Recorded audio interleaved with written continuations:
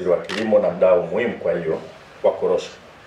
Mheshimiwa Waziri Mkuu, tarehe 23 mwezi wa 4 2021 tulifanya kikao cha wadau wa korosho, baadhi ya wadau wa korosho tulifanyia jijini Dodoma. Kikao hiki hakikuwa kikao cha maamuzi, lakini kilikuwa ni kikao cha kuanza kuangalia changamoto zilizopo katika sekta hii ya korosho kwa minajili ya kujaribu kufanya utatuzi.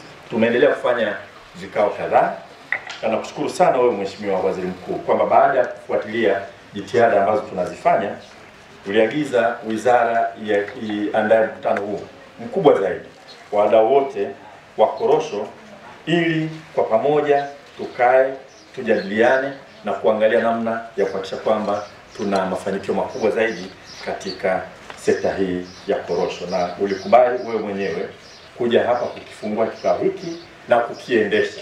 Asante sana Mheshimiwa Waziri Mkuu.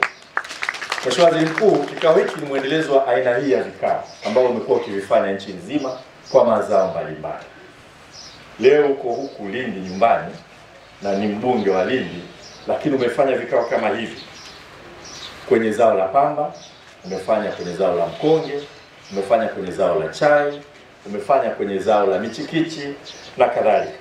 Na kama unavyofahamu umeagiza tukuandalie vile vile kikao kingine kama hiki kwa ajili ya wadau wa zao la alizeti, kwa sababu umekusudia tuunganishe nguvu kuhakikisha kwamba tunazalisha mazao yote yanayotoa mafuta ya kula ili tuweze kuondokana na nakisi ya mafuta ya kula ambayo tunayo, na hasa changamoto hii ya sasa hivi ya ongezeko la bei ya mafuta ya kula ambayo ni changamoto kwa walaji, lakini kwenye kilimo ni fursa ya kuongeza uzalishaji, kuongezea wakulima wetu kipato na kujitosheleza kwa chakula. Na kama unavyofahamu Mheshimiwa Waziri Mkuu, kwa agizo lako mkutano huo utafanyika tarehe 13 mwezi wa 6 mjini Singida kwa wadau wote wa alizeti. Kadhalika Mheshimiwa Waziri Mkuu, umeagiza tufanye kikao kama hiki kwa wadau wote wa zao la zabibu Dodoma kwa tarehe ambayo utatupangia, lakini umesema ifanyike mapema iwezekanavyo kwa ajili ya kuendeleza zao la zabibu hapa nchini, tuweze kuhakikisha kwamba wakulima wananufaika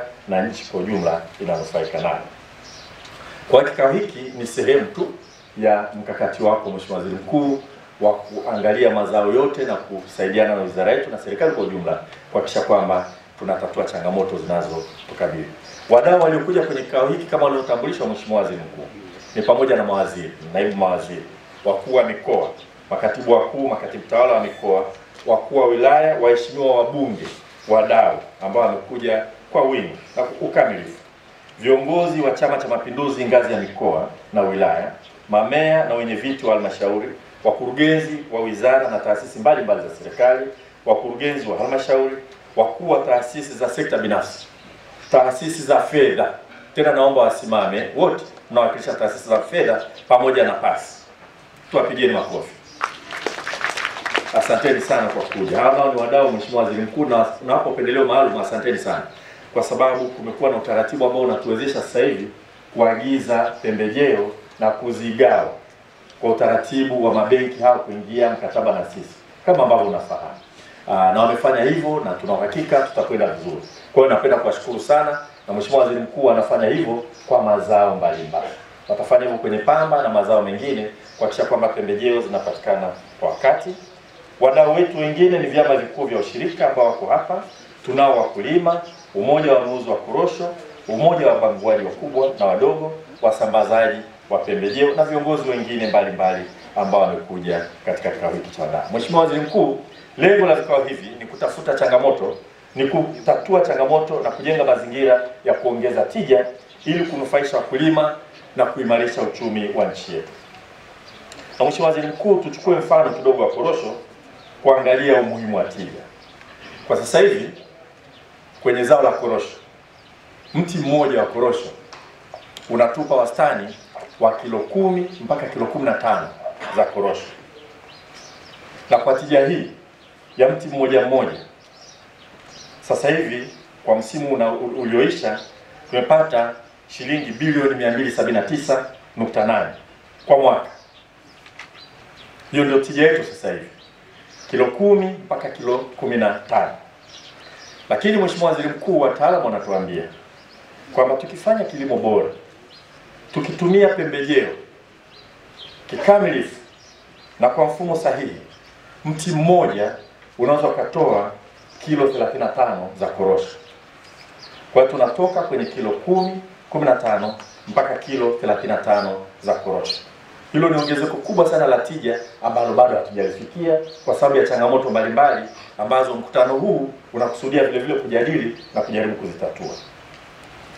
Kama tungeweza kuongeza tija kwenye uzalishaji wa korosho kwa miti hii tulionayo na kufanya mabadiliko kidogo kwa baadhi ya miti, tungeweza kuongeza mapato ya korosho kutoka bilioni 279.8 ambazo ndio tunazipata sasa hivi mpaka kufikia shilingi trilioni 1.971 kwa mwaka.